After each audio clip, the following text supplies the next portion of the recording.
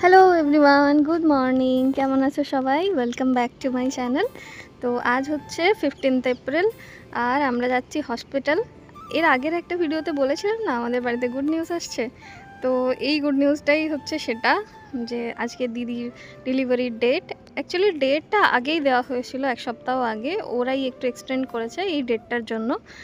আমাদের 7টার সময় গিয়ে ভর্তি হওয়ার কথা ছিল, আর উনি অপারেশন করতেন বোধহয় 9টার নাগাদ। কিন্তু দির রাত থেকেই ভীষণ কষ্ট হতে থাকে, ভীষণ ব্যথা পেতে থাকে। আর মোটামুটি ওই 10টার নাগাদ থেকে ওর ব্যথাটা শুরু হয়, কিন্তু আমরা ভেবেছিলাম হয়তো নর্মাল। কিন্তু ও 2টোর সময়ের পর থেকে আর একেবারেই থাকতে পারছিল না, ওই জন্য আমরাও আর রিস্ক নিলাম না। তাড়াতাড়ি গাড়ি রেখে আমরা বেরিয়ে পড়লাম। এখন যেহেতু রাত, তাই খুব একটা গাড়ির চাপ নেই, আর এমনি লোকজনও নেই, তো যেতে খুব একটা অসুবিধা হচ্ছিল না। একদম খুব তাড়াতাড়ি আমরা পৌঁছে গেলাম। এখন আছি হসপিটালের এমার্জেন্সিতে। যেহেতু আমরা এত ভোরে এসেছি, তাই ডাইরেক্ট অ্যাডমিশন তো হবে না, আর ওর খুব ব্যথাও হচ্ছিল, তাই যদি কিছু এক্সট্রা ট্রিটমেন্ট লাগে ওই জন্য আমাদেরকে এমার্জেন্সিতে নিয়ে যেতে বলা হলো। কিছুক্ষণ পরে দুজন সিস্টার আসলেন, আর ওরা হ্যান্ডওভার নিয়ে আমাদেরকে কেবিনে শিফট করে দিল। কেবিনটা আমাদের আগে থেকে বুক করা ছিল, আর ওখানে গিয়ে ওর চ্যানেল হয়ে কিছু পেন কিলার্সও দিল। এটা আমরা এই কেবিনটা বুক করেছিলাম। আর যে পেন কিলার্স দিয়েছে ওতে তার খুব একটা রিলিফ হলো বলে আমার মনে হলো না।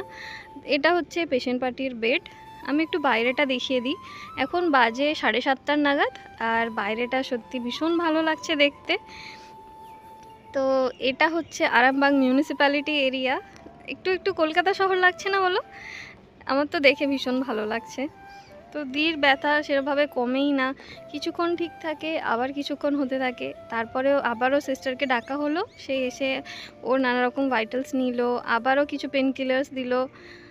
তাও ওর যেহেতু লেবার পেন হচ্ছে, ও এগুলো তো খুব একটা তাড়াতাড়ি রিলিফ হয় না, তাই খুব কষ্ট পাচ্ছিল ও। তারপর ওই 9:45 নাগাদ ডক্টর আসলেন, আর ওকে ওটিতে শিফট করতে বলল।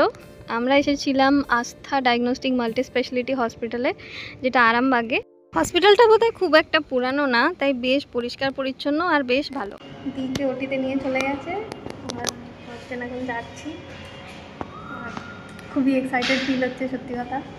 প্রথমবার নয়, কিন্তু প্রথমবার যখন মাসি হয়েছে আমি নিজেই বাচ্চা ছিলাম, তাই এখন একটু যেহেতু নিজে জানি, তাই একটু বেশি ভালো ফিল হচ্ছে। আরে দেখা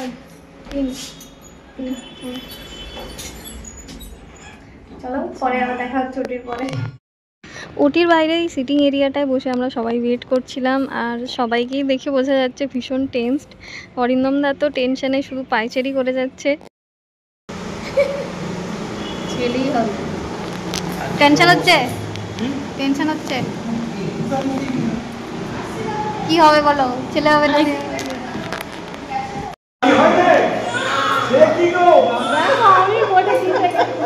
একটু পরে যখন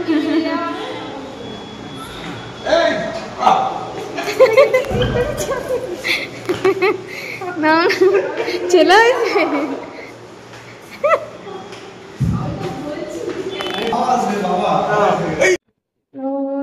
ছেলে হয়েছে। আর আমরা তো ভীষণ খুশি। আমরা প্রথমে একটু টেনশনে ছিলাম যে কি হবে না হবে, ওর ওর ভয় পাবে কিনা, কিন্তু এখন সত্যি ভালো লাগছে। বাচ্চা সুস্থ সবলই হয়েছে, এখন বেডে দেয়নি, আমরা জাস্ট এই ওটির থেকে দেখলাম। এরপরে বেডে দিলে তখন আবার লাল হয়েছে নাকি? প্রথমে তো লাল লাল হবে।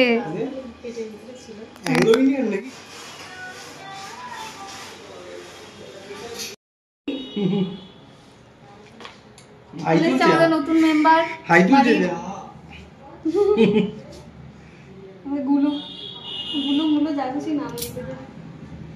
তো কিছুক্ষণ পরে দিকেও বেডে দিয়ে দেওয়া হলো, আর আমরা তো ভীষণই খুশি।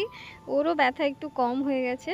তো চলো পরের ভিডিওতে আবার দেখা হচ্ছে। আজকের মতো আসি, টাটা।